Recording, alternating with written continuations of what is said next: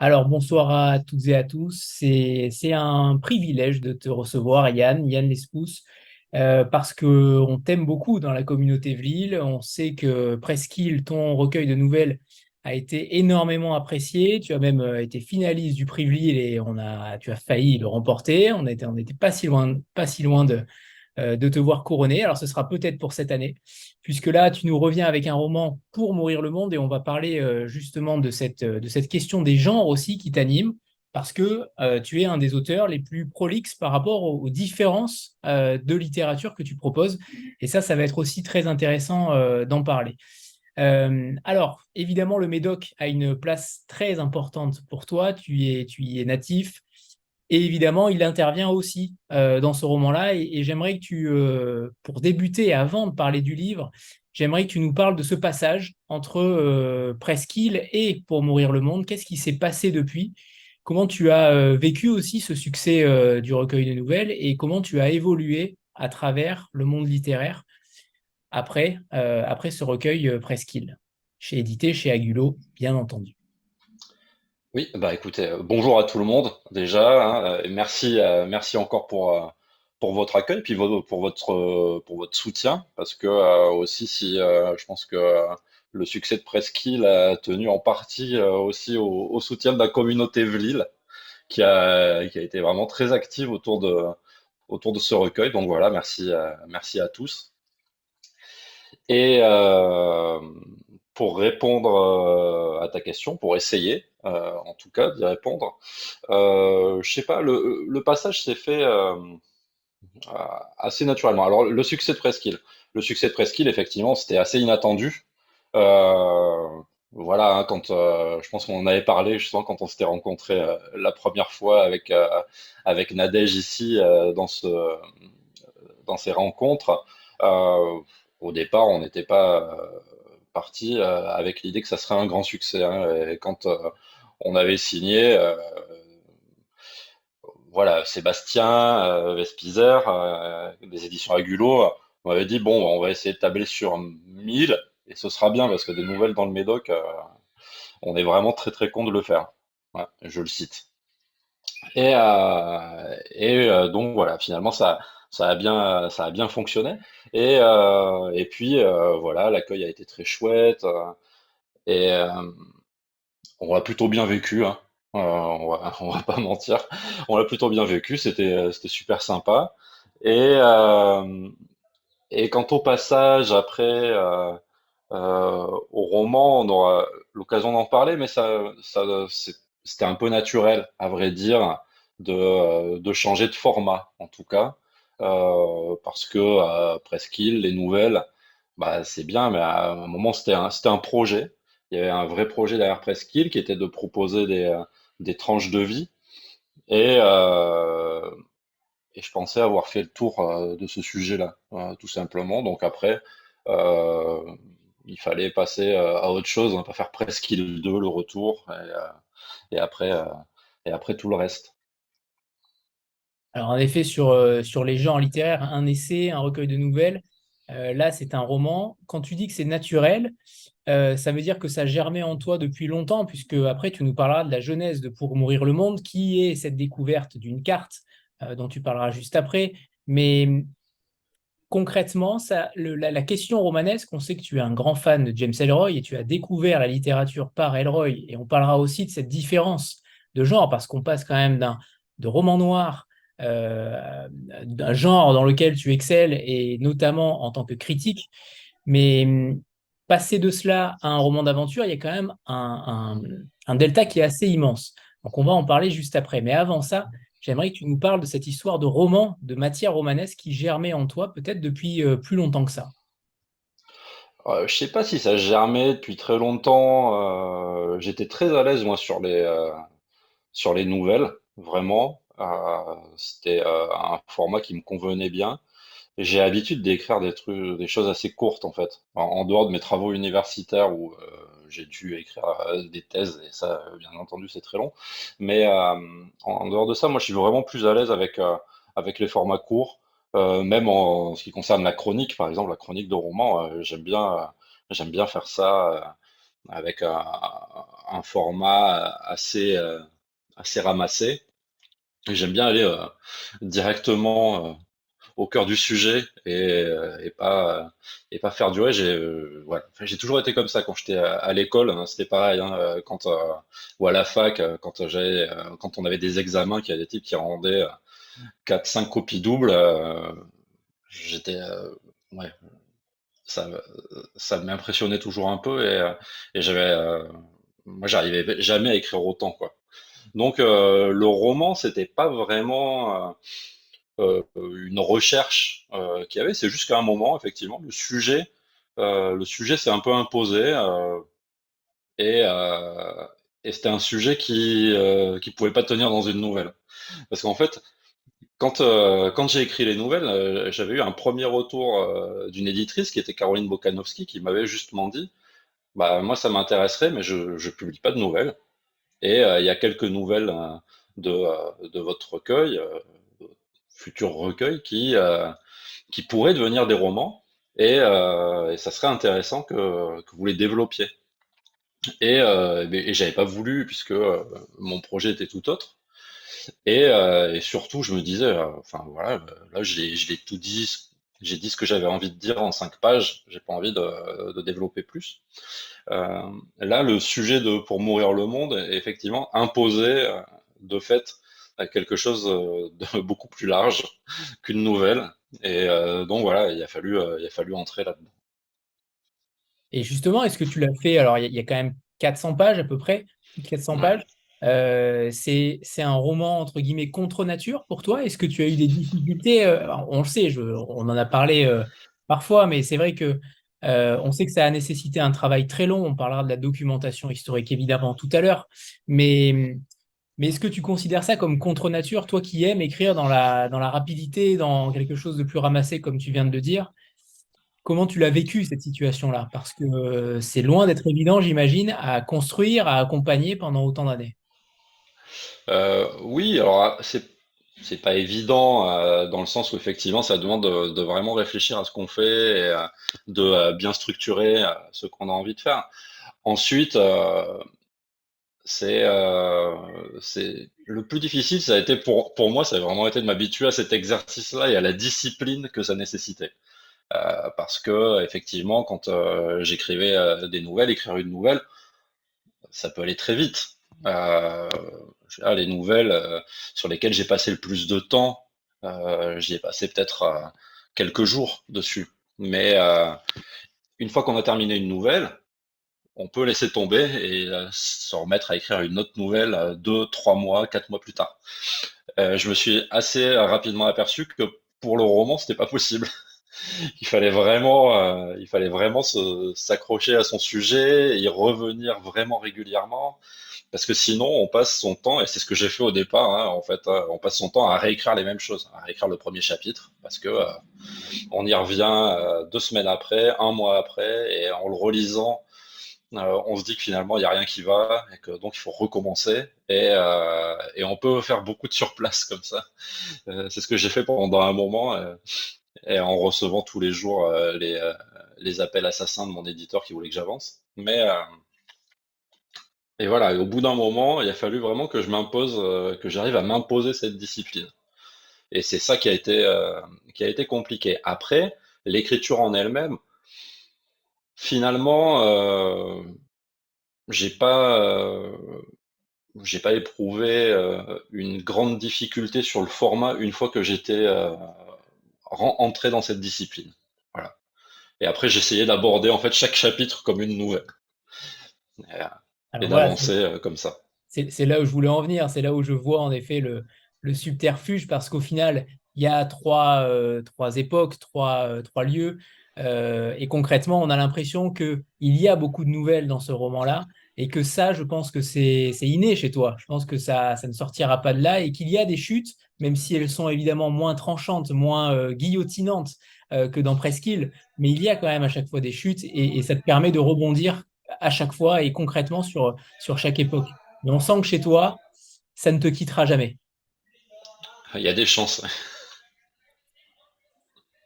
Alors, j'aimerais que tu nous parles de ce naufrage, de cette flotte portugaise, de ta découverte de cette carte, de cette carte et de cette histoire-là aussi, qui est frappante, qu'apparemment seul un livre des éditions Chandaigne a été écrit dessus. Donc, on les embrasse d'ailleurs parce qu'on les a reçus et on les aime beaucoup. Et ces éditions indépendantes sont malheureusement bien peu mises en avant. C'est bien dommage parce qu'il y a un fond assez incroyable en littérature lusophone. Mais j'aimerais que tu nous parles de cette découverte parce que ça a dû être, je ne sais pas si c'est, on peut appeler ça un choc, ou en tout cas quelque chose qui est surprenant pour ensuite en faire un roman. C'est pas anodin non plus. On sait que certains écrivains le font sur des faits divers, en effet, mais peut-être pas des faits divers aussi éloignés. C'est une époque si particulière et si tranchante, là, pour le coup. J'aimerais que tu nous parles donc de cette découverte-là, de cette carte, de ton envie d'en faire un roman aussi, ou en tout cas d'en développer le sujet. Ouais. Eh ben, voilà, en fait, au départ, c'est parti de mon travail universitaire. Je devais intervenir dans un colloque en Corse autour des ethnotypes, c'est-à-dire des stéréotypes rattachés à une population, et j'avais eu l'idée de faire une communication sur l'ethnotype du Médocain. Y être. Et donc j'ai commencé à chercher, à faire de la documentation là-dessus, et j'ai trouvé des références à un certain Claude Masse, qui était cartographe.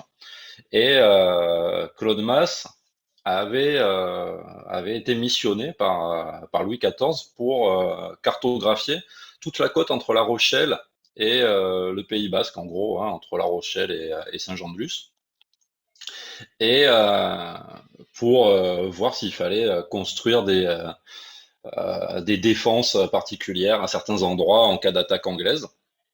Et Masse, non seulement levait des cartes et accompagnait chacun de ces carrés de cartes d'un petit mémoire géographique sur justement la nécessité ou pas de construire des défenses à tel ou tel endroit, mais en plus il se piquait un peu d'ethnographie.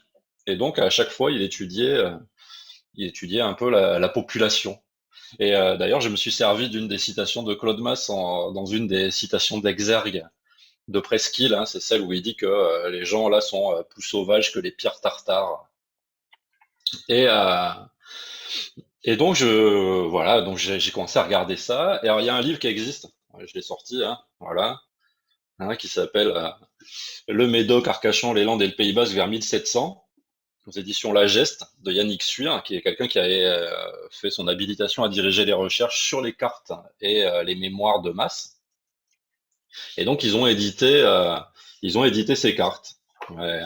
Et donc moi j'ai regardé un peu mon village, bien entendu. Hein, je suis allé voir du côté de mon village. Donc j'ai trouvé, ouais, c'était des très belles cartes, hein, les cartes de masse. Je sais pas si on voit bien, mais donc voilà. Et à l'emplacement de mon village, il y avait un endroit qui était noté sur la côte, sur le trait de côte, où il y a écrit, je vous le lis, truc ou but de la Caraque, où échoua 6 vaisseaux portugais, où il y avait des richesses immenses et un prince qui fut tué par les habitants du pays, et aussi une partie de ses gens.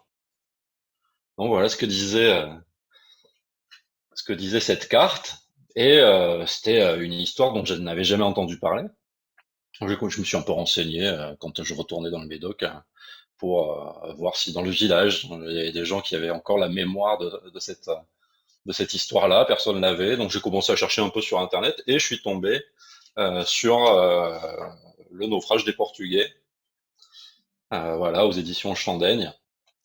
Le naufrage des Portugais sur les côtes de Saint-Jean-de-Luz et d'Arcachon. Il y a eu une réédition en partie du texte en petite Magellane, hein, qui s'appelle Le Grand Naufrage de l'Armada des Indes. Et, euh, et donc j'ai commencé à lire ça et je me suis aperçu qu'il y avait qu'il y avait eu vraiment un naufrage, hein, c'était pas, personne n'avait menti à Claude Masse. Il y avait vraiment eu un naufrage et c'était en effet des bateaux chargés de richesses qui revenaient de Goa, c'était la route des Indes, et c'était des caracs, donc des nefs, qui étaient chargés essentiellement de poivre, parce que le royaume du Portugal, le roi du Portugal avait le monopole du poivre, et ça, c'était une grande partie de l'économie du Portugal reposée là-dessus. Mais après, il y avait aussi tout un tas d'autres marchandises, et en particulier sur une de ces caracs, il y avait des diamants que le sultan de Bijapur euh, envoyait en cadeau à la reine d'Espagne. Et il se trouve que voilà, donc ces bateaux sont arrivés dans l'Atlantique. Ils ont été rejoints par une flotte de galions qui revenaient de Salvador de Bahia, où les Portugais et les Espagnols avaient repris Salvador aux Hollandais. Et ces galions étaient chargés d'escorter ces nefs, qui ont été, qui étaient des bateaux très peu manœuvrables, hein. C'était très difficile à manœuvrer. N'ont pas pu rentrer dans l'embouchure du Tage, sont remontés beaucoup plus au nord et sont restés coincés pendant un moment à la Corogne, en Galice, parce que les vents n'étaient pas favorables pour revenir ensuite vers le sud. Et puis ils ont essayé de tenter une sortie à un moment où se levait une énorme tempête. Ils ont été pris dans cette tempête, ballottés dans tout le golfe de Gascogne pendant des semaines, et ils ont fini par s'échouer sur les côtes du Médoc, où donc la caraque São Bartomeu, qui transportait ces fameux diamants, justement, s'est échouée dans le Médoc, elle. Et de fait, tout un tas de rapports qui ont été réunis en partie dans le naufrage des Portugais là, expliquent que voilà, les habitants du Médoc ont été assez peu accueillants, hein, de fait, puisque ils ont tué une partie des survivants et allègrement racketté les autres. Donc, euh, donc voilà, je me suis dit que c'était quelque chose d'assez romanesque, en fait, cette histoire-là.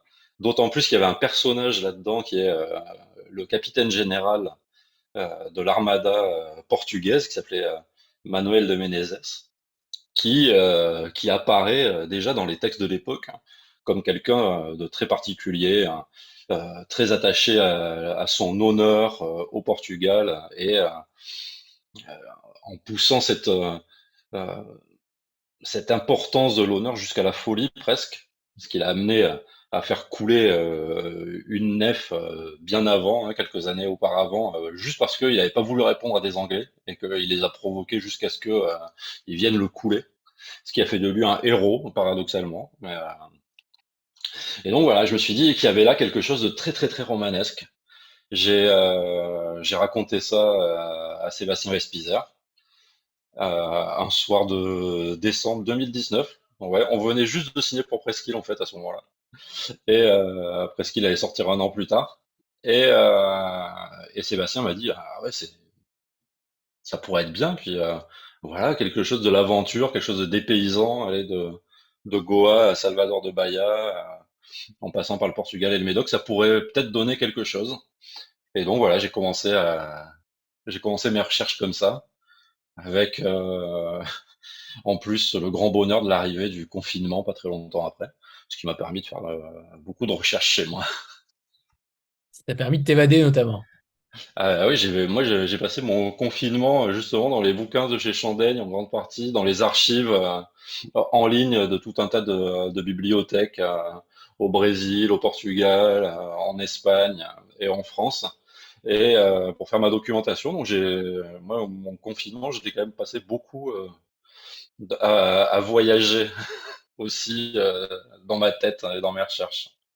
Alors, ça représente à peu près 3 ans de travail quasiment, et on comprend parce que le roman est extrêmement dense, fourni historiquement, même s'il y a évidemment des éléments fictifs, on parlera peut-être de cette part fictive ou non, mais en tout cas, il y a quand même beaucoup de travail. Comment tu as matérialisé les choses, notamment dans les trois époques, dans les trois personnages? Est-ce que tu as travaillé peut-être un personnage après l'autre? Comment tu as ficelé les choses par rapport à ta documentation qui a dû être extrêmement riche et surtout à la rendre romanesque? Parce que c'est bien beau d'avoir des documentations, mais rendre romanesque une information, ne serait-ce qu'une date, et à la lier avec les autres, c'est quand même autre chose. J'aimerais que tu nous parles de ce travail-là de fond qui est immense, puisque sur 400 pages, on a un nombre de choses historiques, de faits historiques, qui sont quand même multiples. Oui, oui, voilà, ça a été du travail de lecture hein, essentiellement, et de recherche après d'éléments sur des questions beaucoup plus précises que je me posais. Il a fallu que je me fasse vraiment tout un fond historique là-dessus, parce que alors moi je suis historien, mais je suis spécialiste de l'époque contemporaine. Donc l'époque moderne m'intéressait déjà. J'avais quelques bases, mais j'avais quand même très très peu de bases sur l'histoire du Portugal et l'histoire de l'Inde ou du Brésil au XVIIe siècle. Donc, il a fallu que je fasse beaucoup de recherches. Une de mes craintes, c'était justement ça, c'était que les recherches transpirent trop du texte, hein. Je voulais que, que ce travail de recherche s'efface derrière le romanesque. Donc ça a vraiment été ma grande crainte après au moment de l'écriture. C'était comment réussir à faire passer, à dire les choses telles qu'elles étaient historiquement, mais sans pour autant que ça vienne en quelque sorte cannibaliser le roman. Donc ça a été après un travail au moment de l'écriture. La recherche, comme je te disais, hein, ça a été assez facile en fin de compte, hein. Moi, j'ai pris beaucoup de plaisir. Moi, j'adore ça, faire de, faire des recherches, m'intéresser à ces histoires-là, trouver des anecdotes. En plus, voilà, elle a beaucoup de documentation. En l'occurrence, c'était des témoignages de l'époque, hein, des gens qui avaient fait la route des Indes, des journaux, des routiers de bateaux, des choses comme ça. Donc, c'est vraiment très, très intéressant. Voilà, après, c'était réussir à digérer tout ça et à essayer de le faire passer. Alors, j'ai cherché des subterfuges, hein, bien entendu, pour ça. Par exemple, je me suis beaucoup attardé sur tout ce qui était sensoriel, sur les odeurs, sur les goûts, sur ces choses-là, pour essayer de vraiment créer un univers autour, et puis aussi sur le lexique, en me disant, voilà, il faut que j'utilise un lexique qui soit assez transparent, mais qui soit vrai malgré tout. Et donc ça voulait dire utiliser par exemple tout le vocabulaire maritime. Alors moi je connais rien à la mer. Euh, Ah là, j'ai c'est passé sûr qu'on en beaucoup. a. On en a pour notre argent au niveau maritime. C'est évident que là, tout le vocabulaire est sûrement, à mon avis, méconnu de beaucoup de lecteurs. Ça a été très intéressant aussi de l'inculquer. Je pensais que au contraire, tu maîtrisais ça sur le bout des doigts. Je pensais que tu étais peut-être marin. Eh bien non. Non, non, j'adore aller à la plage, mais ça se limite à peu près à ça. Mais et donc il a fallu que je cherche hein, là aussi. Alors ça a donné des moments extrêmement acrobatiques parce que j'ai trouvé des livres, par exemple, le livre des nefs qui est écrit en portugais, un livre sur tout ce qui est la marine à voile des 16e, 17e siècles, qui est très technique. En anglais, alors je faisais des espèces de traductions, j'essayais de traduire du portugais au français, de voir si ça correspondait à des termes anglais, etc. Enfin bref, c'était parfois assez bizarre. Et j'espère que personne n'a regardé mes recherches Google après. C'était vraiment des choses très très étonnantes. Mais du coup, voilà, j'ai cherché à retrouver ces choses-là. Alors ça veut dire effectivement utiliser parfois un vocabulaire qui est pas très commun, mais essayer de trouver des mots et à les placer dans des contextes dans lesquels ils peuvent être compris. Par exemple, dire que des cordages sont ragués. Euh, Ragué, a priori, personne n'utilise trop ce mot, mais on comprend dans le contexte que ça veut dire que c'est usé. Voilà, mais ça donne aussi un élément de vérité. Voilà, on est dans quelque chose, voilà, on parle, on est sur le bateau. C'était essayer de faire ça. Donc ça, c'est pour tout ce qui est toile de fond. Après, ce qui concerne les personnages, euh, j'avais commencé par imaginer un personnage qui était Fernando, parce que Goa, la route des Indes, et Menezes, capitaine général. Donc je me suis dit qu'il fallait que j'ai un personnage qui ait une raison de se retrouver à Goa et de fréquenter Menezes à un moment ou à un autre. Donc pour ça, j'avais besoin d'un soldat portugais et ça a été Fernando. Et il me fallait quelqu'un à Salvador de Bahia. Donc j'ai imaginé Diogo, qui est une espèce de, je sais pas comment dire, on est entre la décalque et le négatif de Fernando. Voilà, c'est un personnage qui ressemble à Fernando, qui n'a pas le même âge, mais qui, quand on le rencontre, a le même âge que Fernando quand on l'a rencontré vers le début du roman, quand il était dans le canal du Mozambique. Et il me fallait ensuite un personnage dans le Médoc, là où le bateau allait s'échouer. Et j'ai pensé à Marie. Et d'ailleurs, Marie, très très vite, je me suis aperçu que c'était elle qui était devenue mon personnage principal. Donc c'était assez intéressant et je l'aime vraiment bien. Et, euh, et quand il s'agit d'écrire tout ça, bah, j'avais commencé. Moi, voilà, je suis historien, je fais des plans. Je fais des plans. Donc j'avais fait tout un plan du roman. Et puis comme je suis aussi donc un vrai historien, un vrai universitaire, mon plan change tous les 2 jours. Donc j'ai beaucoup changé mon plan. Et j'avais commencé par écrire, bah, voilà, hein, chapitre après chapitre. Un chapitre avec Fernando, un chapitre avec Diogo, un chapitre avec Marie. Et ça, et c'était très compliqué. C'était très compliqué parce que ça voulait dire à chaque fois changer totalement de monde. Passer de Goa au Médoc, à Et Salvador d'époque, de Bahia. et de date. Ouais, changer de date, changer de lieu, avec à chaque fois, parce que en fait, même si on a une grosse documentation, si on a fait une grosse documentation, on tombe toujours sur le moment où on a une question à laquelle il faut répondre et pour laquelle on n'a pas la réponse. Et donc, il faut à nouveau faire des recherches. Des questions très bêtes, mais est-ce que les maisons de Salvador de Bahia, en 1627, en 1625, elles étaient blanches ou est-ce qu'elles étaient déjà peintes de toutes les couleurs? Ouais, truc bête. Ou combien de temps il faut pour fondre un canon? Et donc vous devez chercher. Euh, pour les fondeurs, pour les amateurs de fonte de canon, hein, il y a des forums qui existent. Hein, j'ai découvert ça. Il y a des communautés de fans qui m'ont bien aidé. Et Je m'embrasse. on les embrasse, on les remercie surtout. Hein. Et, euh, et donc voilà, enfin, ça veut dire faire beaucoup d'allers-retours. Et donc à chaque fois, c'est se replonger dans une époque et dans un lieu. Et je me suis rendu compte assez vite que c'était vraiment très compliqué. Donc ce que j'ai fait à partir d'un moment, c'est que en fait, j'ai pris chacun des personnages et j'ai écrit l'histoire de chacun des personnages. Voilà, déjà divisé en chapitres, mais voilà, je voulais que j'ai suivi le fil de Marie, le fil de Fernando, le fil de Diogo. Et puis après, j'ai intercalé. Et ça a été, et ça a été de suite mieux, en fait. Ouais, ça se comprend.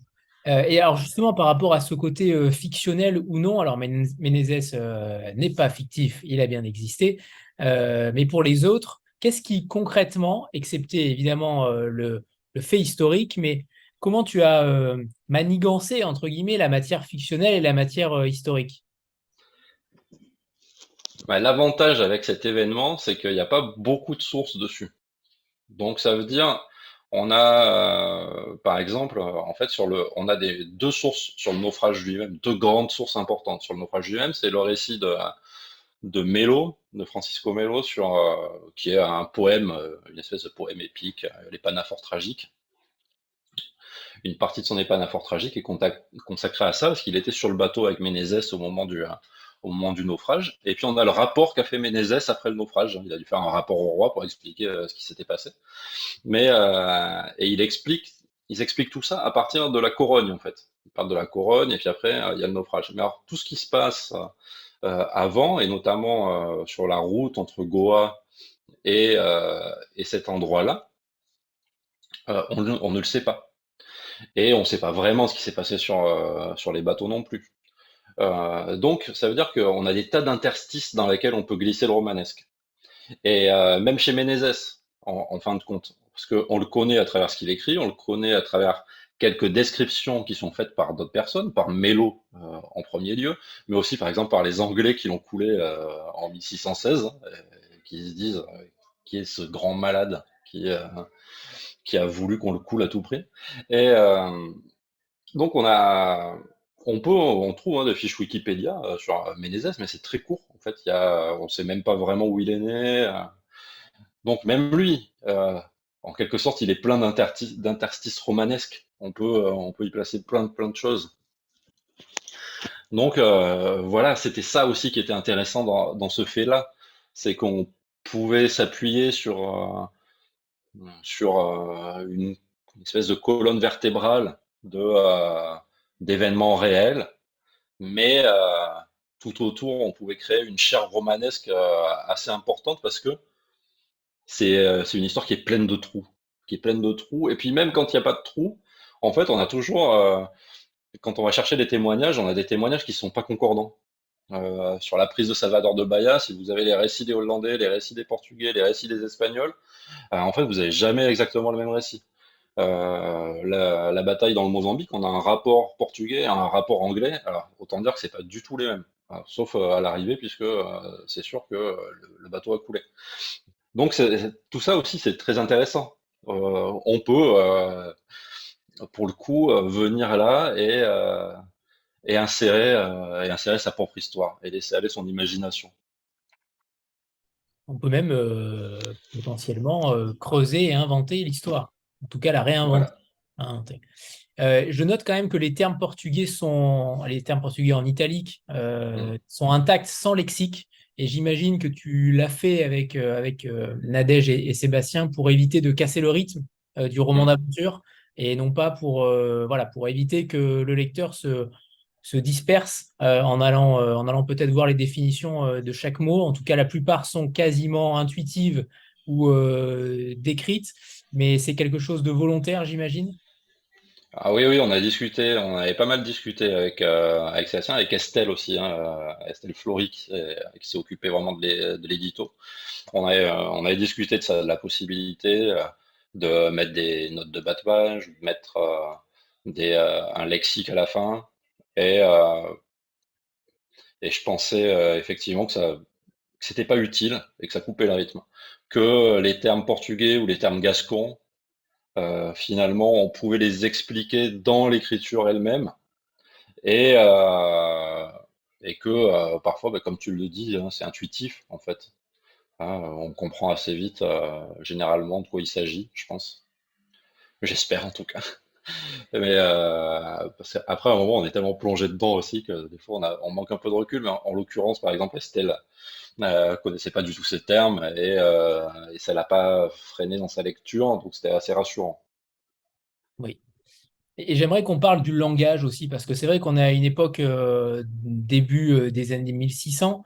Est-ce qu'on a véritablement des preuves de la manière de parler de ces individus-là? Concrètement, j'imagine que non, mais le langage dans ces années de récit, comment tu as travaillé les dialogues, notamment, comment tu as essayé de rendre ça le plus crédible possible? C'est quand même quelque chose qui est plutôt rare d'écrire à cette période-là. Et j'imagine que ça n'a pas dû être simple d'arriver à rendre ça facile, crédible, parce que tu vas avoir des lecteurs qui vont être très pointilleux, j'en suis persuadé, et qui vont peut-être avoir des remarques sur le langage, sur la manière, sur la crédibilité de certains faits ou certaines paroles. Hmm. Comment tu as Alors j'ai travaillé? essayé d'éviter les anachronismes. Voilà, ça c'était ma mission principale. Ensuite, bah, je les ai fait parler comme j'avais envie qu'ils parlent. Je me suis pas posé beaucoup plus de questions que ça. Voilà, j'ai parfois euh, essayé de mettre des petites expressions qui faisaient un peu XVIIe siècle à mon avis, mais c'est pas sûr. Et, euh, et puis voilà, la question que je me suis beaucoup posée, plus que ça en fait, plus que ce que les gens disent, c'est la question de la langue et des langues. Parce qu'en fait, j'ai des personnages qui sont portugais, j'ai des personnages qui sont espagnols, j'ai des personnages qui sont français, des personnages qui sont gascons, qui sont français des Landes, des Landes de Gascogne, où on parle pas français à cette époque-là. La population parle gascon. Donc, il y a des Basques aussi. Voilà, c'était trouver les stratagèmes aussi pour faire en sorte de voir comment ils se parlent. Alors, tout est en français, mais voilà, les Portugais se parlent entre eux en portugais.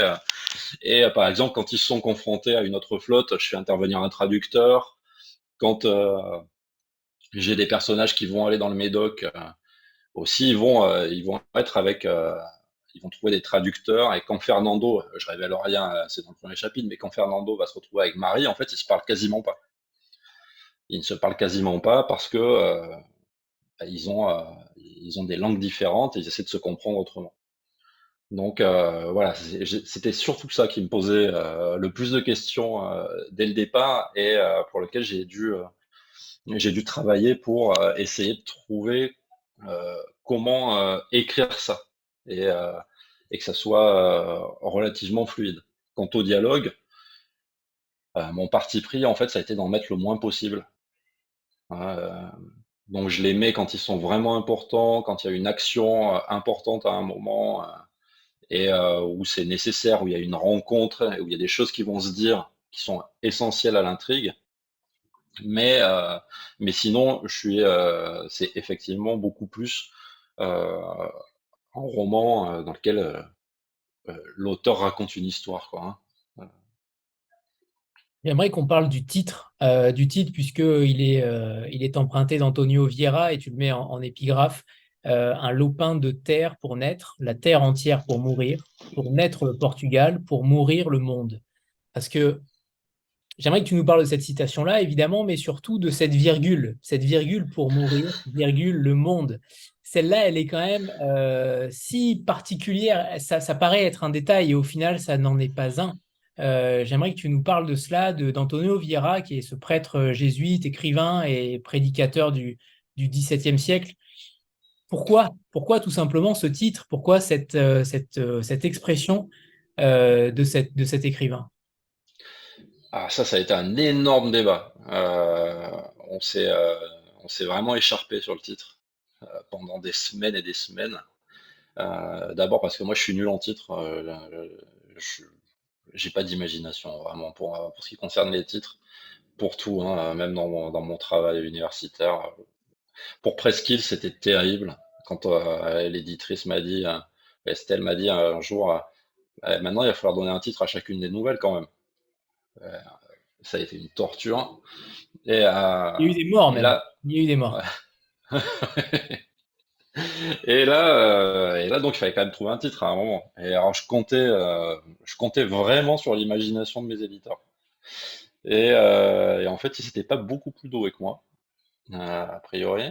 Euh, euh, on voulait, euh, on voulait vraiment qu'il y ait l'idée de monde dedans. Voilà. Ouais, on voulait vraiment qu'il y ait le mot, ou en tout cas l'idée de monde et d'étendue pour que ça puisse donner du souffle. Et j'ai trouvé cette citation, ce poème d'Antonio Vieira que j'ai trouvé très très beau, et qui, à mon avis, résumait assez bien justement aussi l'histoire de ces personnages. Hein, puisque là, t'as cité la fin, mais il commence par dire naître petit et mourir grand est l'accomplissement d'un homme.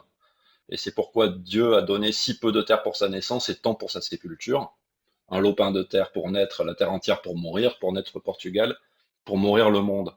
Et je trouvais que ça résumait assez bien voilà, les destins de ces personnages. Ce sont des personnages qui sont dans un lieu et qui essaient de partir ou de revenir et de changer de vie et d'avoir un destin plus grand que celui que la vie est censée leur offrir. Et donc j'ai trouvé cette citation vraiment bien. Et donc j'ai proposé ça à Sébastien Spizar, qui a dit alors, hors de question. Il m'a dit hors de question, on ne met pas mourir dans un titre déjà. Voilà, les gens vont croire que les personnages meurent. Déjà d'entrée, on ne met pas mourir. Et il n'avait pas fait gaffe à la virgule à ce moment-là.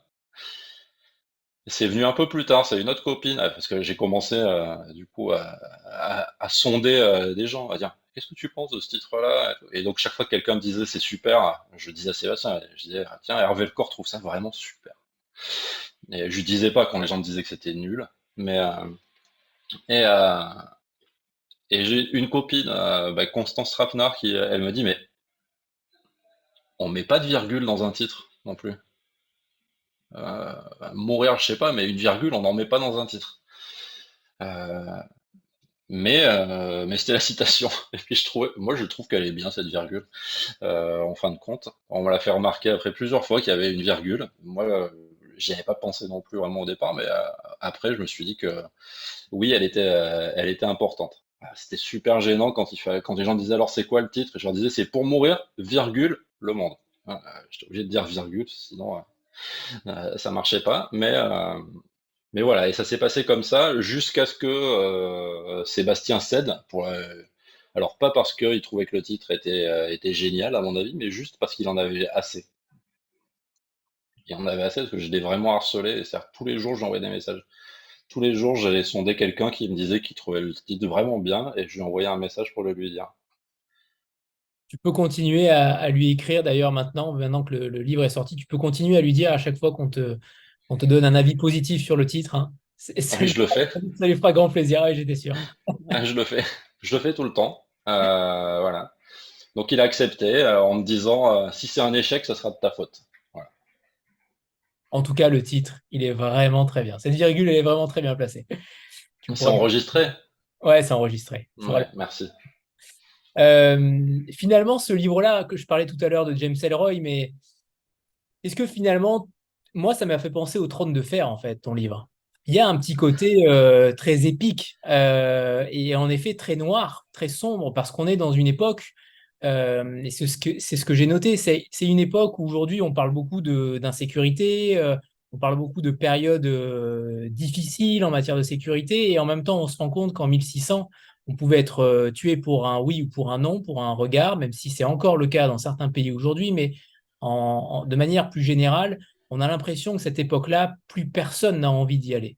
Plus personne n'a, si en tout cas on prend tous les tenants et les aboutissants d'une société, cette période-là, elle est quand même terrible. La mort était dans un univers totalement différent d'aujourd'hui. Je pense on s'appesantissait peut-être un petit peu moins sur les décès parce qu'ils étaient très nombreux et qu'on vivait évidemment moins.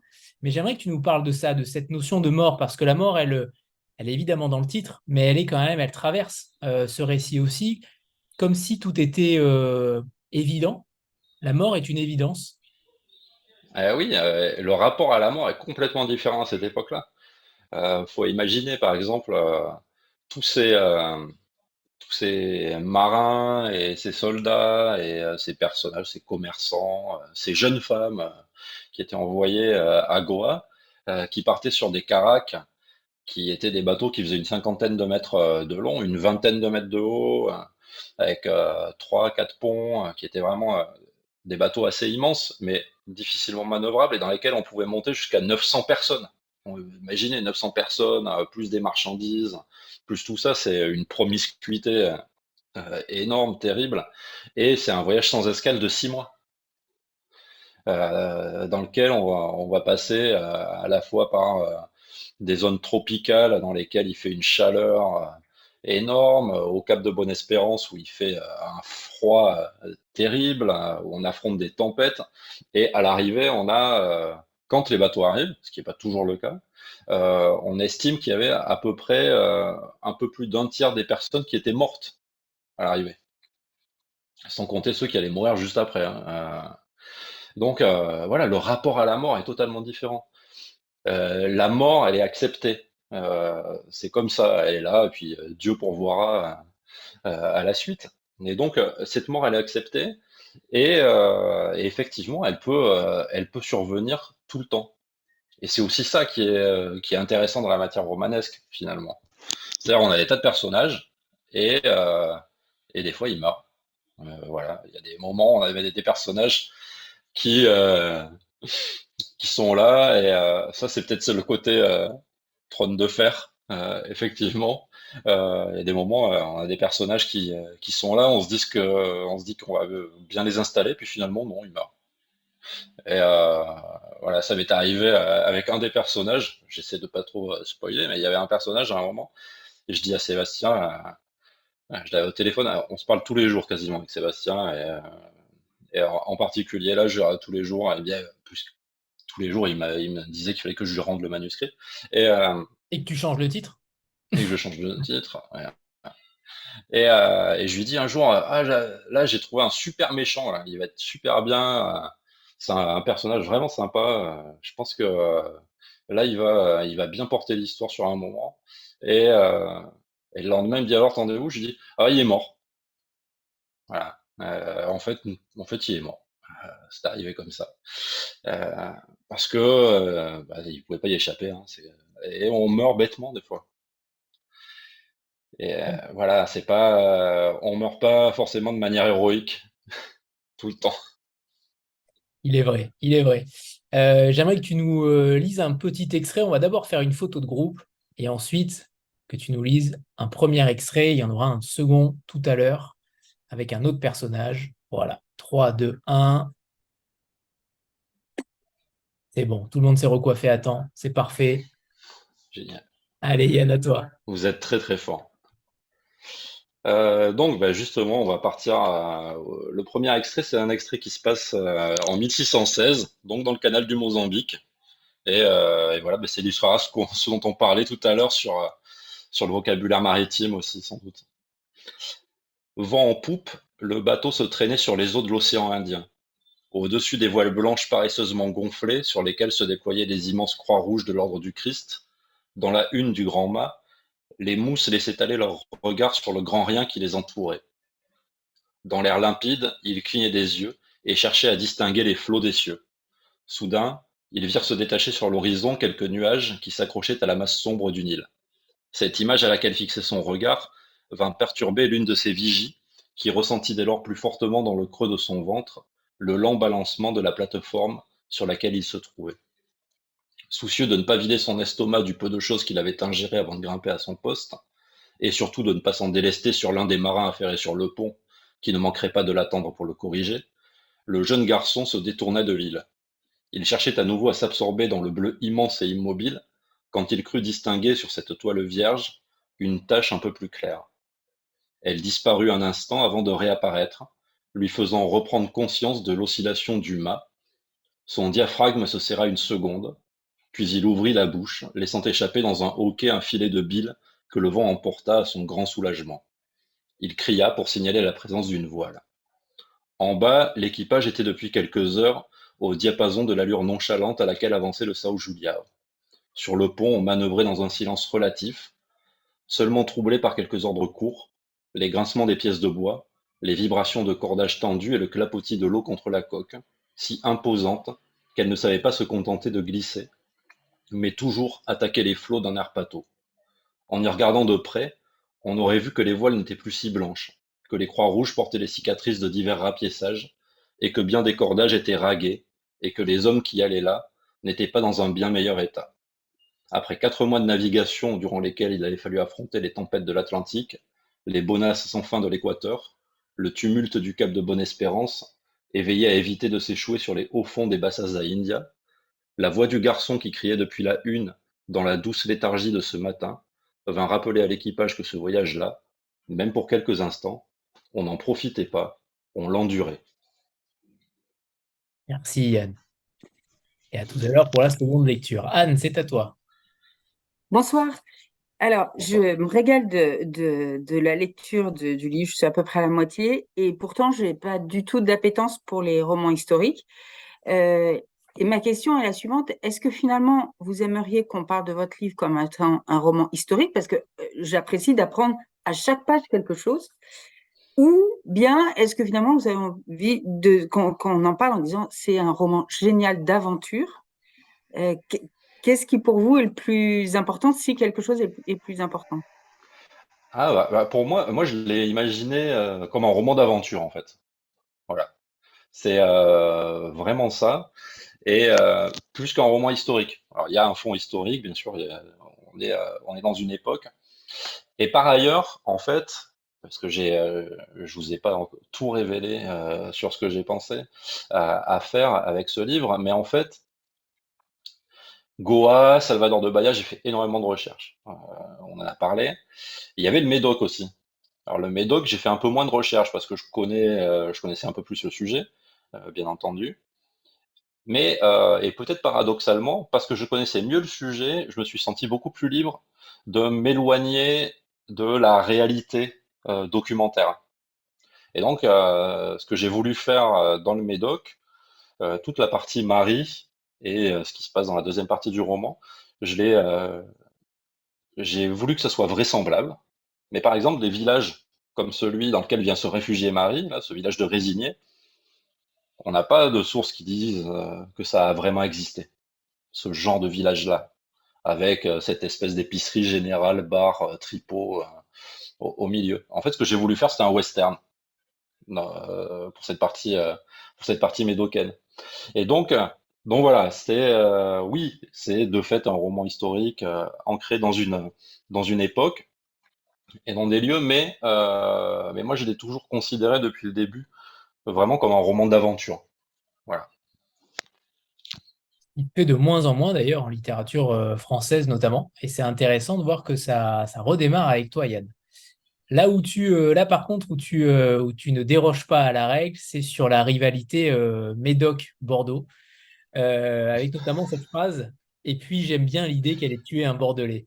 Il y a chez toi, c'est ça que j'aime aussi beaucoup, c'est que tu ne lâches pas le morceau. Il fallait le placer Ouais, ouais, j'avais envie de faire des petits clins d'œil comme ça. parce qu'on retrouve Voilà, ça avec évidemment dans Presqu'île, hein, évidemment. voilà. Voilà, c'était un petit clin d'œil, c'est un petit lien avec Presqu'île, le côté bordelais, surnom aussi, ce genre de choses-là. Ouais. Je me suis un peu amusé à certains moments. Voilà, parce qu'évidemment, tu n'es pas dans le roman humoristique comme, entre guillemets, il y a beaucoup d'humour dans Presqu'île, il y en a évidemment moins pour Mourir le monde, hein, mais il y en a parfois par petites touches. Mais j'aimerais que tu nous parles de la domination, parce que j'ai l'impression que c'est un roman sur la domination, qu'elle soit de l'extérieur ou de l'intérieur, en tout cas, mais tous les personnages ont ce lien, ce rapport de domination à X ou Y personnes, mais c'est une époque et des personnages qui sont tiraillés par une domination, qu'elle soit masculine ou par rapport à un lien hiérarchique. Mais il y a quand même, c'est peut-être le roman de la rentrée sur la domination et le pouvoir de la domination. Oui, de fait, les personnages que je voulais mettre en scène, mais c'est un peu comme ce que j'avais voulu faire avec Presqu'île, en fin de compte. Je voulais mettre en scène un peu les oubliés de l'histoire, si on veut. Hein, c'est les petites mains, les personnages qui font l'histoire loin des grands ou au pied des grands, mais qui jamais ne tirent leur épingle du jeu. Et là, j'avais trois personnages dont l'objectif, c'est justement d'essayer de tirer cette épingle du jeu. C'est essayer de s'en sortir dans un monde dans lequel, de toute façon, euh, on a a priori aucune chance de changer de condition. Ouais, c'est un monde très figé, hein, c'est l'ancien régime. Voilà, on est dans une condition, on n'est pas fait pour en changer. Et eux, ils vont essayer de bouleverser ça. Et j'avais envie de parler de ça. Et après, c'est aussi un livre plus largement sur la domination des empires aussi sur d'autres lieux. Voilà, hein, l'empire portugais en Inde et au Brésil, les luttes entre les empires pour dominer des endroits qui ont rien demandé du tout. Hein, et, j'aime bien pour ça aussi mon personnage d'Ignacio au Brésil. Mais et donc voilà, c'était ça, c'est effectivement ça l'idée, parce que on a beau écrire un roman qui se passe au XVIIe siècle, on l'écrit jamais aussi que depuis le moment où on l'écrit. Donc, je pense que pour ça, par exemple, Marie est un personnage assez contemporain aussi et qui vient bien s'intégrer là-dedans. Euh, voilà, c'est effectivement, il y a cette domination-là, il y a la domination. J'ai voulu avoir des personnages, je vois la petite remarque de Anne. Là, hein, il y a effectivement la domination divine. Et mes personnages, une partie de mes personnages, eux, ne croient pas vraiment en Dieu, hein, ou s'arrangent beaucoup avec lui.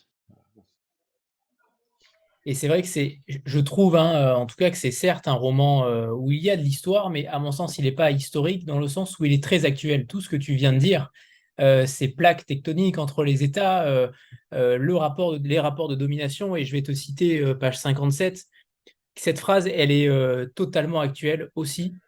On pouvait faire une vie presque honnête ici, à condition de se plier occasionnellement aux ordres d'un maître ou d'une maîtresse, aux désirs d'hommes qui en avaient les moyens, ou savez-vous convaincre qu'ils les avaient. finalement, ton roman, il a un côté contemporain qui est assez immense, mais évidemment avec différentes situations, avec différents moyens, mais on sent quand même qu'il y a une urgence aussi actuelle et que tu as peut-être voulu mettre en place. Je ne sais pas, mais j'aimerais bien avoir aussi ton avis sur le côté conscient ou inconscient de ce que tu as mis en place ou quand tu as travaillé le sujet, est-ce que tu as vu des similarités entre notre époque et 1600? Oui, alors voilà, après, j'ai pas voulu écrire un roman à thèse non plus, donc c'est vraiment, j'avais envie d'écrire un roman d'aventure. Mais de fait, nos préoccupations, elles sont là tout le temps. Et, euh, et bien entendu, j'y ai pensé à ces similitudes qu'il pouvait y avoir. Et j'aimais bien l'idée que ce roman s'implante dans une époque où on a des empires qui commencent à sombrer, en fait. Hein, le Portugal, là, c'est la fin. Hein, c'est déjà la fin du Portugal. Ça a été assez rapide, la domination du Portugal sur toute une partie du monde. Et là, c'est le début de la fin. Ça commence à sombrer. Marie, elle part de son village au départ, qui lui-même est en train de s'enfoncer dans les marécages. Et, euh, et je trouvais ça intéressant dans le sens où aujourd'hui, on n'arrête pas de dire que voilà, on a des déclinistes qui nous expliquent que c'est la fin de tout. C'est tout le temps la fin de quelque chose, en fait. C'est tout le temps la fin de quelque chose. Et il y a des périodes où on le sent beaucoup plus que d'autres, parce que peut-être aussi on est beaucoup plus touché directement. Je pense qu'aujourd'hui, on est vraiment dans une période, effectivement, où on sombre beaucoup. Mais et voilà, il y avait ce parallèle, effectivement, qui se faisait. Et puis sur ces questions de domination. Les questions de domination, elles sont toujours au cœur de nos sociétés. On passe notre temps à lutter contre des dominations violentes ou à essayer voilà, d'exister malgré, malgré comment dire, euh, malgré la manière dont la société peut fonctionner et peut écraser une partie de la population. C'est comment on s'en sort à un moment, comment ces destins individuels qui sont mis au service de grands empires, eh ben, à un moment, peuvent se dire, bah, moi aussi, je peux tenter ma chance. Et puis après, on verra bien. Et c'est aussi une question de domination masculine, physique, avec le personnage de Marie. Euh, Ouais. J'aimerais que tu nous en parles de ce personnage parce que tu l'as dit tout à l'heure et c'est intéressant de voir que dans ta tête d'auteur, elle est devenue le personnage principal. À quel moment c'est devenu pour toi le personnage principal? Parce que c'est une femme extrêmement forte. Je ne sais pas si on peut appeler ça une femme, une féministe. Je pense, je sais pas. Je pense que c'est un terme, il est forcément anachronique. Donc là, pour le coup, je ne sais pas si on peut l'appeler ainsi, mais en tout cas, une femme extrêmement forte avec beaucoup de conviction. Euh, Ce personnage-là, comment il est né chez toi? Parce que c'est vrai qu'à cette époque-là, on aurait pu penser qu'il n'y aurait que des hommes, potentiellement, ou en tout cas des aventuriers. On parle rarement des aventurières à cette époque-là, et il y en avait peut-être quelques-unes, mais là, pour le coup, Marie fait un peu une sorte de lumière, une lumière dans ce roman qui est assez impressionnante. J'aimerais que tu nous parles d'elle, de sa façon enfin, de la manière de la façonner et de ce rôle principal qu'elle joue dans ce roman. Euh, je dirais qu'elle s'est un peu imposée, vraiment, à ce que je te disais tout à l'heure. Euh, J'avais envie que ça soit une femme parce que justement, il y avait que des hommes, sinon. Et on parle des oubliés de l'histoire. Voilà, donc les femmes, c'est aussi les grandes oubliées de l'histoire dans ces moments-là. Donc, c'était important qu'il y en ait une. Et, euh, et j'avais envie, voilà, qu'elle soit comme Fernando, qu'elle aussi, elle ait envie de changer le destin qu'on lui a attribué, de se dire bah, qu'elle va avancer malgré tout, même si c'est difficile, même si elle se retrouve de fait prisonnière, en quelque sorte, des lieux qu'elle n'arrive pas à quitter.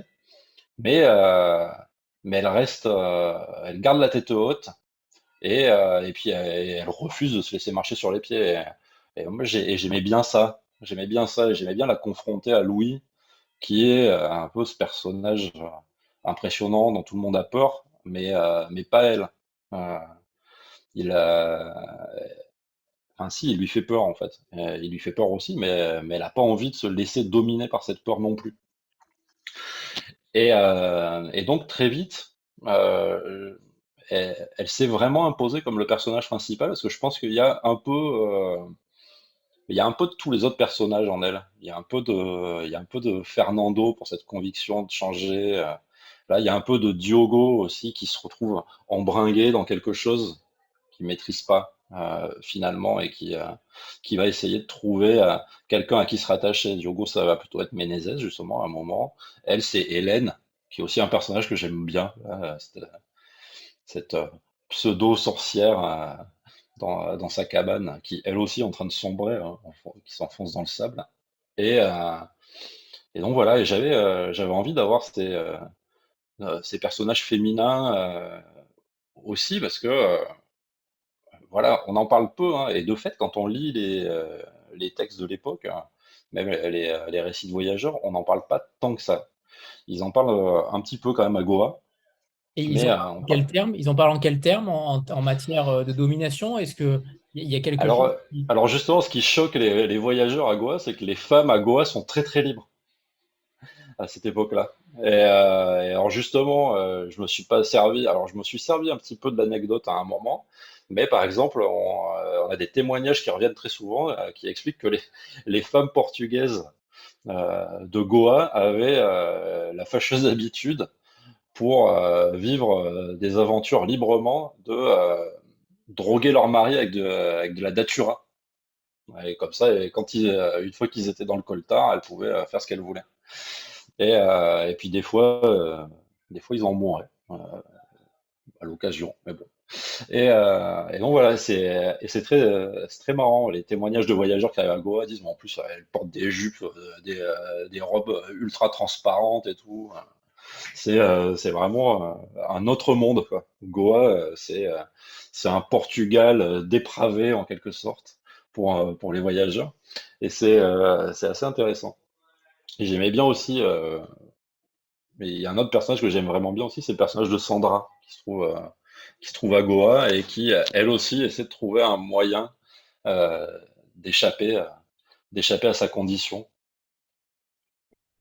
Ce que j'ai beaucoup aimé aussi, c'est que tu agites le spectre un petit peu de notre nostalgie parce qu'il y a ces éléments, alors je ne sais pas si on peut appeler ça ainsi, mais des éléments de pop culture avec cette fameuse sorcière. Tu parles d'Hélène, voilà, la sorcière, il y a un barbare, il y a un Indien, il y a des mercenaires. On sent qu'il y a cet univers un petit peu western, entre western, piraterie et bataille navale, évidemment. Mais tu convoques un petit peu nos images du passé. Alors, on n'est tous pas très vieux, mais quand même d'un passé récent. Mais nos images, j'ai l'impression qu'il y a aussi cette convocation de la nostalgie, cette convocation de choses qu'on aime, mine de rien, pas forcément avec passion, mais en tout cas qu'on aime lire ou en tout cas qu'on aime le rythme de ce genre de récit. Ouais, ben, en fait, j'avais envie d'écrire ça parce que j'avais envie de lire ça, en fait. Euh, et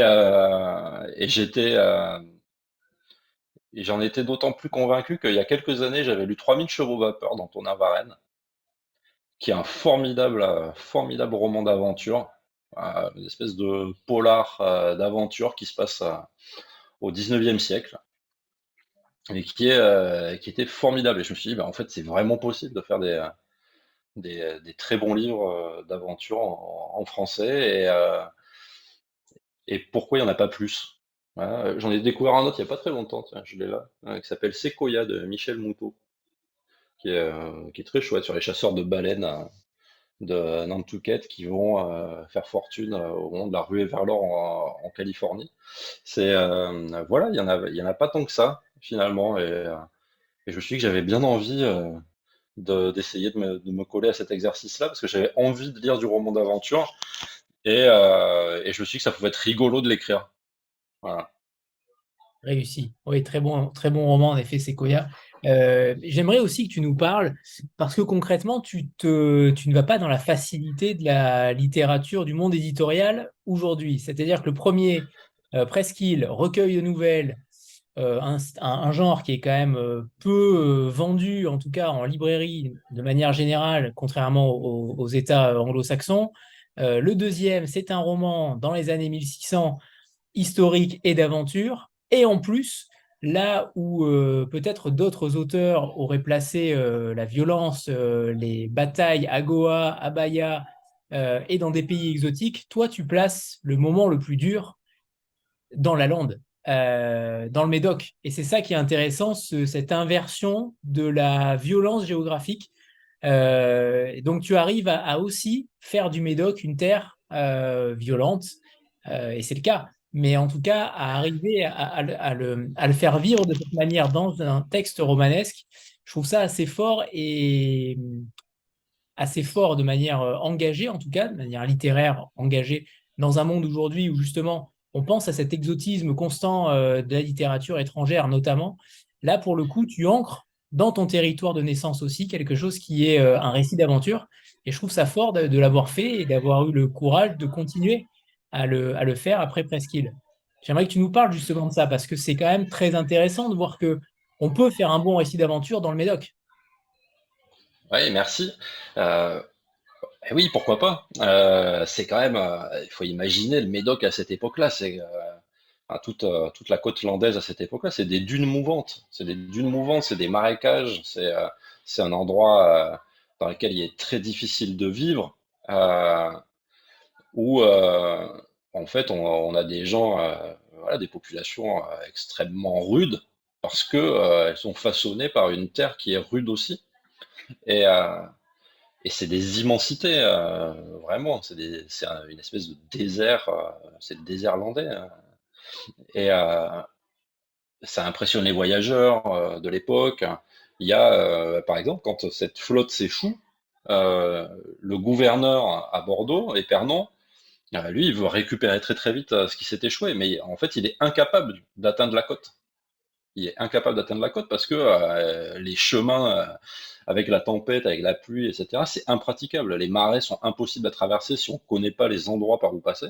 Et la population n'a pas très envie que les gens d'Épernon arrivent trop trop vite parce qu'ils sont en train de se servir eux.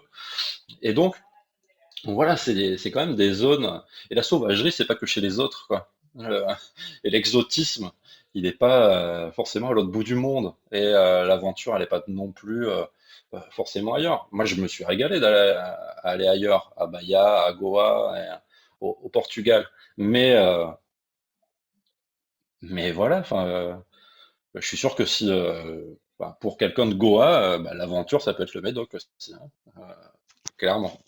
Évidemment. Est-ce qu'il y a d'ailleurs, par rapport au Médoc, est-ce qu'il y a eu une sorte de reconnaissance historique par rapport à cela? Est-ce que toi, peut-être, tu te sens redevable aussi de cela? Tout à l'heure, au tout début, tu parlais de ça. Au tout début, tu racontais cette histoire et on avait l'impression que, alors tu as dit que ça avait une matière romanesque, même s'il y a eu beaucoup de morts. Mais c'est intéressant cette notion-là, toi qui es dans le noir, Mm. dans le James Ellroy, et on voit ta collection Rivage Noir derrière. Donc on comprend. Mais, mais justement, cette matière historique, concrètement, comment les Médocains l'ont vécu aussi? Est-ce que tu as dit tout à l'heure qu'il n'y avait peut-être pas forcément de témoins, mais c'est intéressant de savoir comment cela a évolué. On sait que beaucoup de peuples ont fait leur mea culpa longtemps après, trop longtemps après, mais comment ça s'explique aussi tout cela? Mm. Bah, sur le Médoc, en fait, effectivement, on a des témoignages souvent extérieurs sur la population médocaine, hein, par exemple comme ceux de Masse. Et d'une manière générale, il y a quand même l'idée que c'est vraiment un endroit à civiliser.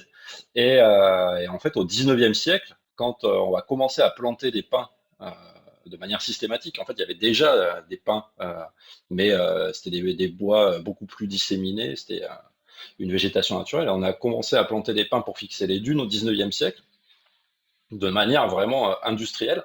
Et l'idée, c'était de coloniser, hein. Il y avait vraiment, et le terme était employé, c'était on colonisait ces terres des Landes et du Médoc. Donc voilà, et ça a donné lieu d'ailleurs à toute une littérature aussi là-dessus, avec tout un fond extrêmement moraliste vis-à-vis de la population. Et les gens avaient un regard sur le Médoc et sur les Landes en général, hein, qui était voilà, un endroit horrible, peuplé de sauvages. Il y avait même un écrivain vers le 16e ou 17e siècle, je sais plus, hein, qui expliquait, enfin, même pas un écrivain, un scientifique qui disait que les Landais, avec leurs échasses, étaient sans doute des quadrumanes. Hein, parce il fallait qu'ils s'accrochent avec les pieds quand même sur leurs échasses. C'est des quadrumanes et que c'était potentiellement le chaînon manquant entre le singe et l'être humain. Donc, euh, donc voilà. Hein. Donc c'était intéressant de se retourner là-dessus et de profiter effectivement de cette sauvagerie ancrée dans ces lieux pour en faire matière à roman. Très bien. Alors, Anne B, parce que vous êtes deux Anne, à poser une question. Bonsoir Yann. Bonsoir. Tout d'abord, je vous l'ai déjà dit sur Instagram, mais je vous le redis ce soir, merci pour cette lecture. Il y avait très très très longtemps que j'avais pas été embarquée comme ça par un roman, et vraiment je n'étais pas peu énervée aujourd'hui quand votre nom n'est pas apparu sur une certaine liste, mais c'est pas grave, j'ai un plan. Au mois de novembre prochain, je vais aller piquer un bandeau Goncourt 2023, je le ramènerai à la maison, je le mettrai sur votre bouquin, puis voilà. J'ai décidé que j'allais faire ça. Maintenant, plus sérieusement, vu que vous avez réussi à m'emmener dans un univers qui n'est pas du tout le mien habituellement, a priori, le pitch avait tout pour me faire fuir. Je me demande si vous savez déjà dans quel univers vous allez nous emmener la prochaine fois. Je sais pas du tout. C'est embêtant. Je sais pas du tout, du tout. Là, je dois dire que je suis un peu à sec. J'ai rendu le manuscrit le 30 décembre, très exactement. On a travaillé dessus ensuite pendant quelques mois avec Estelle, hein, et après il y a eu les corrections, etc. Puis après, bah, il y a la fin de l'année universitaire pour moi qui est un moment de travail assez important. Et, euh, et puis ensuite, le début de la promotion déjà vis-à-vis des libraires, des représentants, etc. Donc, je suis pas encore lancé Encore. dans la suite. Et donc, c'est vrai que Valérie dit tout simplement un roman noir. Ça paraît tellement évident. Ça paraît tellement évident. Ce serait une C'est vrai. bonne idée, effectivement. En tous les cas, bravo, bravo encore. Merci beaucoup. De rien. Alors, la deuxième Anne. Bonsoir. J'ai une question sur le livre en lui-même parce que il est très très beau. Donc il y a cette première couverture dans les tons de bleu, sans quatrième, sans rien au dos, ce que je trouve super.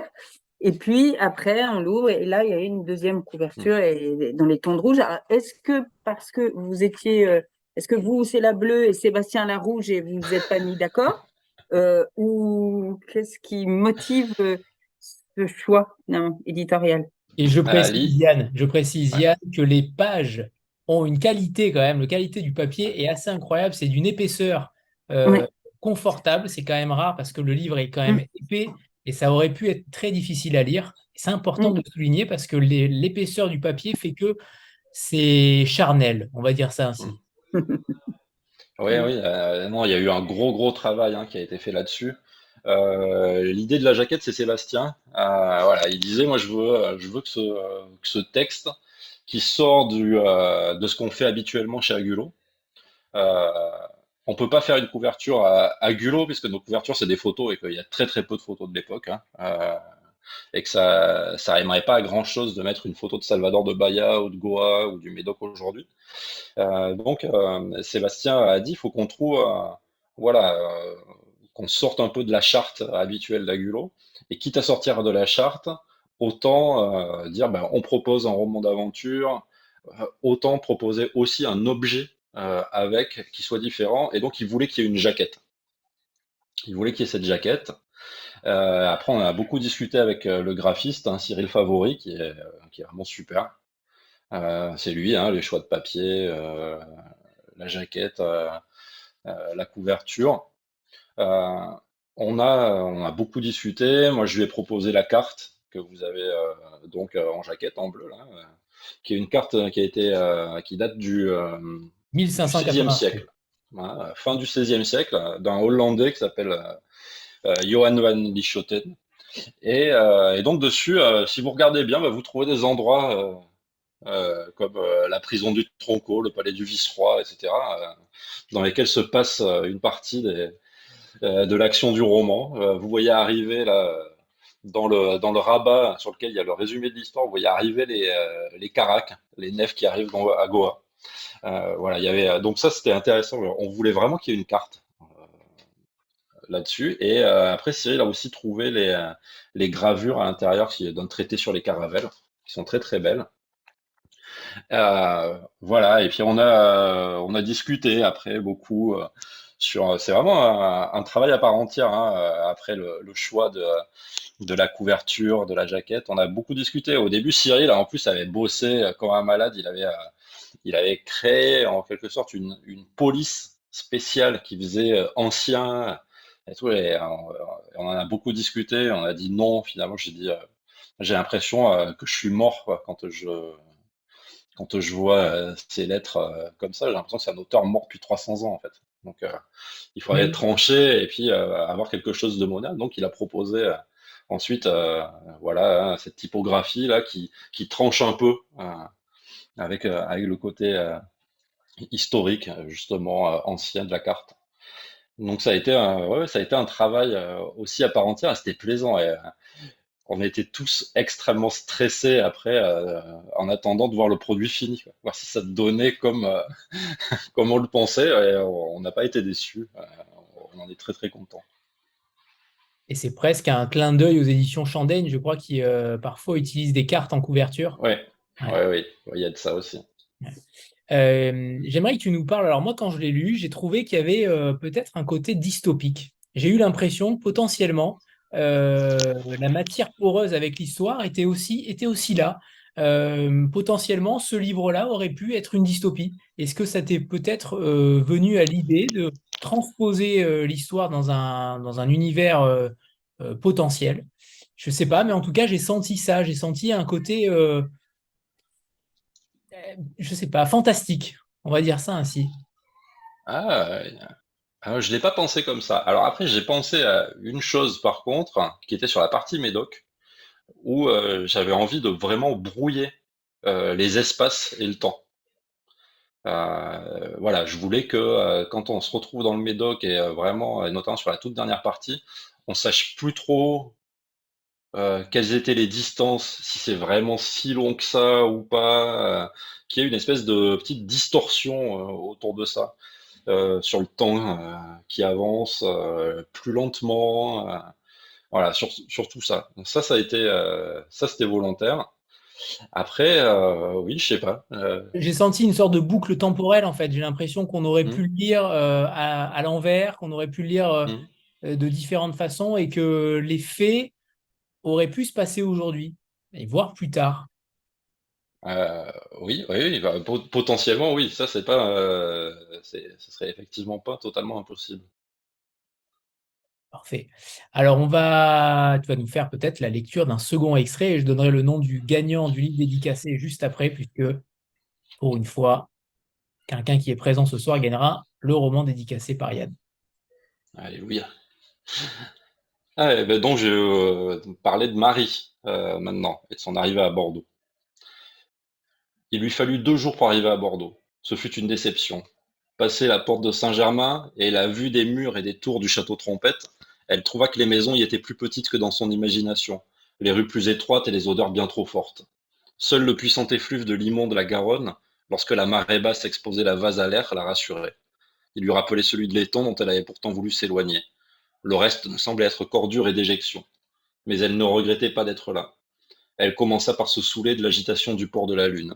Sur les rives fangeuses du fleuve, elle passa des heures à regarder les hommes décharger les gabarres et courreaux qui transportaient les marchandises des navires à l'ancre sur les eaux jaunes. Les bœufs et les chevaux qui charriaient caisses et barriques vers le haut des berges, les pêcheurs dont les filadières accostaient pour débarquer le poisson.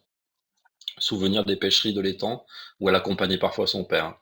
C'est de ce côté-là qu'elle se dirigea, vers les femmes aux grands paniers qui venaient chercher la pêche pour la porter au marché.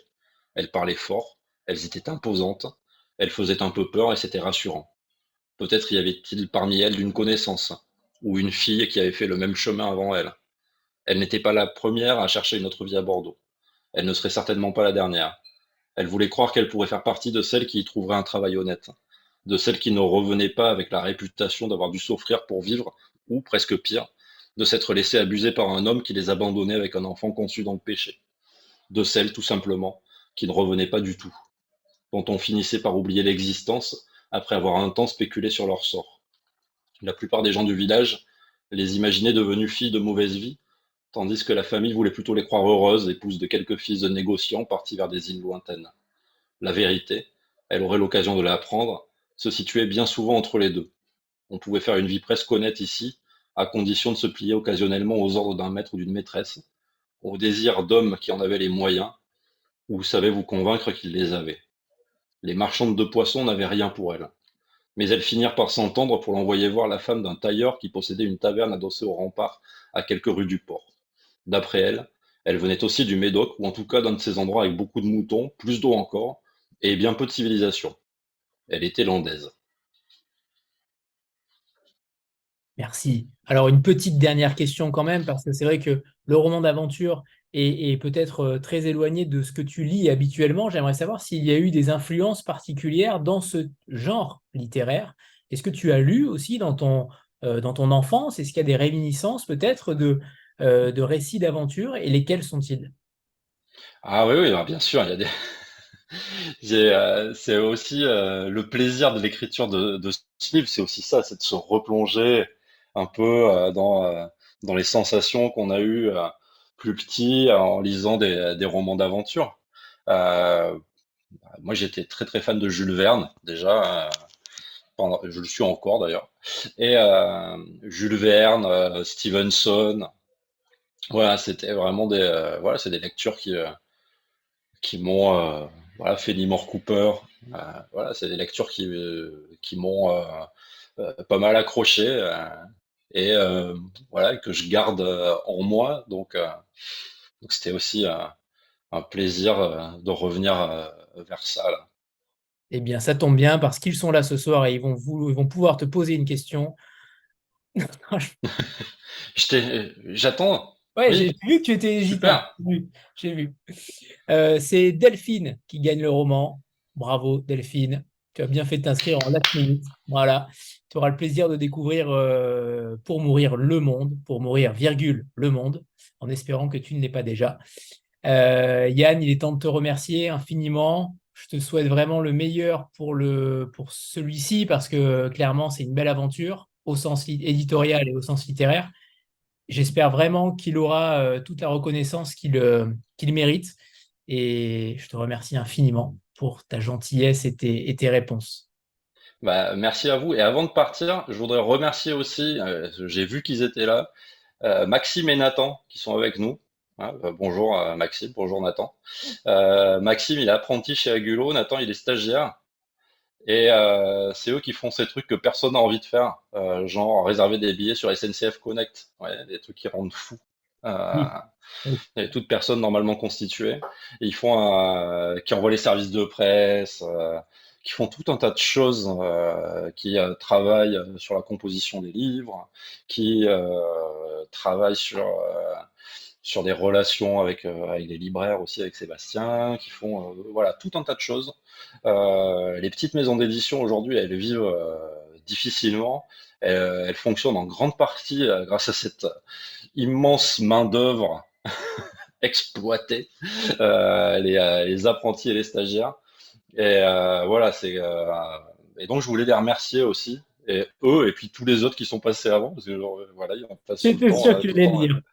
des nouveaux stagiaires, voilà. Et donc voilà, merci à eux aussi, parce que bah, c'est quand même les stagiaires et les apprentis qui font fonctionner une grande partie de l'édition aujourd'hui. Voilà. Et puis voilà, merci à Avril et à tous et toutes d'être là ce soir. C'était un plaisir renouvelé de vous rencontrer. Eh oui, un plaisir partagé de te retrouver, Yann, et on espère, alors même si tu n'as pas encore d'idée, mais pour le prochain, évidemment, on te suivra parce que tu es un auteur à part et on est ravis à chaque publication. On t'attendait évidemment depuis longtemps après Presqu'île parce qu'on avait tous été saisis par ton texte et on ne savait pas à quelle sauce on allait être mangé et la sauce est bonne. Voilà. Tant mieux. Au revoir Yann, merci infiniment à tous. Au revoir, merci. Tout le monde. Au revoir, merci.